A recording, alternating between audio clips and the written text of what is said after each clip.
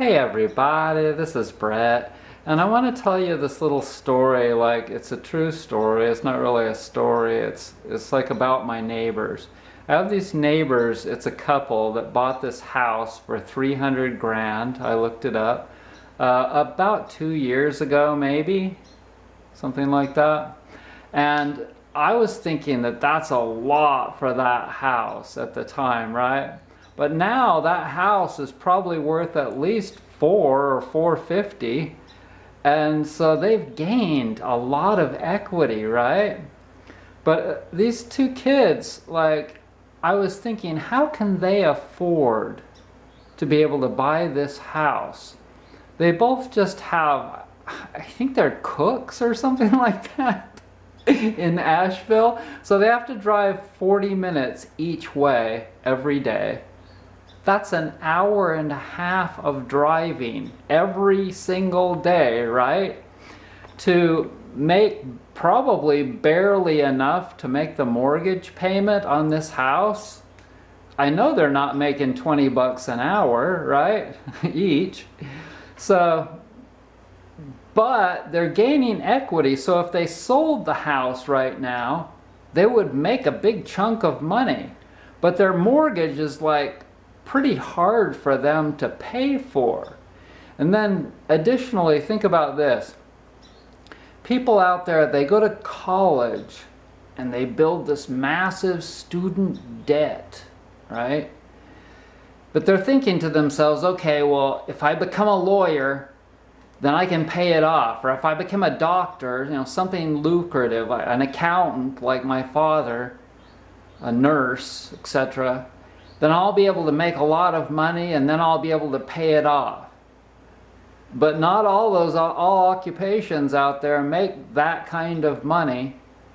And even if you do make that kind of money, you're going to have to pay off a massive amount of student loan debt, And so we live in this world of insanity. And here's another one for you. So we could buy inexpensive Chinese electric cars if the tariffs weren't so high. But we have to have high tariffs. Why? Because to protect American car workers. Those people are making $25, $35, $45 an hour building cars and selling them for 30 grand. Can somebody like me afford, or do I want to buy a $30,000 car? No, what I would personally like to have is a little tiny car to get me from here to there and back, that costs like $5,000 or less, $2,000, cheap. So we have all of these obscurities. You'll see if I go over to the store here. Yesterday I walked in and there was a Porsche Boxster, whatever it's called. It's like a $90,000, $100,000, $120,000 car.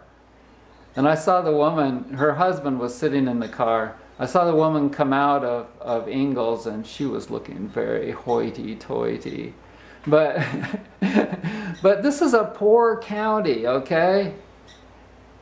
And so you got his car possibly parked, if he wouldn't park next to it, but like somebody else could park next to him in an old jalopy, right? An old car worse than mine. And you got all these poor hillbillies all over these mountains. And then you got people that want to get out, get away from the city. I think that the poorness here keeps them away, because they can't stand that vibe, But all these contrasts in our world and insanities are rather interesting to examine, but you have to maintain sanity through it all. Because when you look at when you think about all of the potential disasters that can happen as a result of all of it, then it can be kind of scary. But at the same time, with a democracy, people are allowed to at least voice their complaints. And eventually they'll get to this place of where they're ready to explode, right? That couple over there, they'll be just like, I can't do this, I can't drive anymore, I can't, I can't make this payment anymore. People are like, I just can't pay for this school loan anymore. I just can't stand it. And then the Democrats will be like, well, we could just excuse all your school loans for you. Right? So, I mean, the Democrats, if the school loans are through private, I don't think that they can do that. If they're government school loans, then they can. Oh my gosh, a beautiful, I can't remember what they're called. There's a beautiful yellow birdie right there. Can you see him? I don't get those very often. Look at that.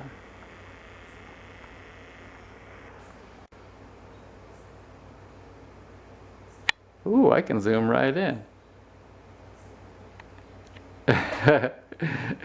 So in any case,